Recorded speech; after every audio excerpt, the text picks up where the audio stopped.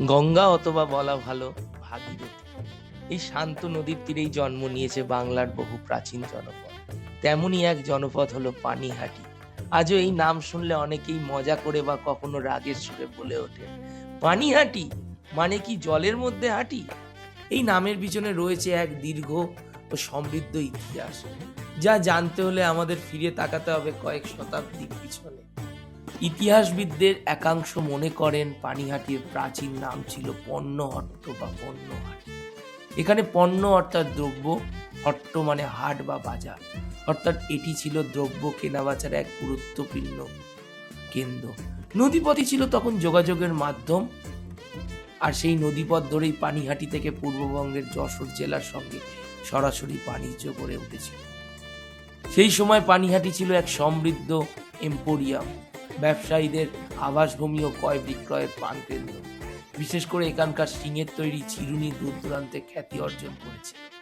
কালের নিয়মে যা হয়, নদীপথের গুরুত্ব ধীরে ধীরে কমে আসে, বাণিজ্যের কেন্দ্র স্থানান্তরিত হয় অন্যত্র। এর সঙ্গে পানিহাটির বাণিজ্য গুরুত্ব হ্রাস পায়।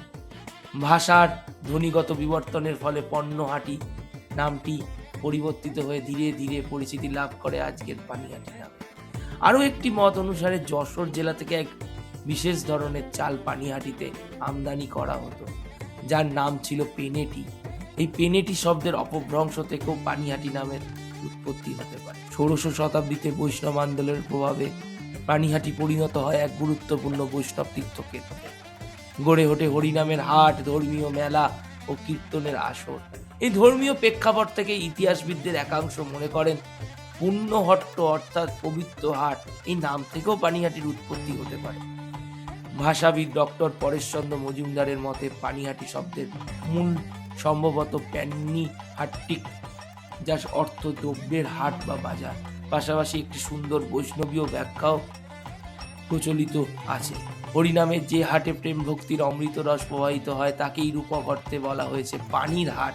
এখানে পানি শব্দটি কেবল জল নয়, এটি ভক্তির অশ্রু, প্রেমের সুধা ও নদীর পবিত্র প্রবাহের প্রতীক। সব মিলিয়ে বলা ভালো, পানিহাটির নামকরণ কোনো একক ঘটনার ফল নয়। বাণিজ্যিক সমৃদ্ধি, ধর্মীয় চর্চা ও ভাষাগত বিবর্তন ও বৈষ্ণব ভক্তির আবেগ, এই বহু স্তরের সংমিশ্রণেই এই নামের জন্ম।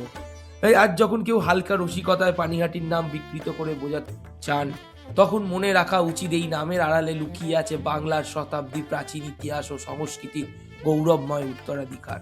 ভাগীরথীর শান্ত তীরে দাঁড়িয়ে থাকা পানিহাটি আজও নীরবে বহন করে সেই অতীতেরই স্মৃতি।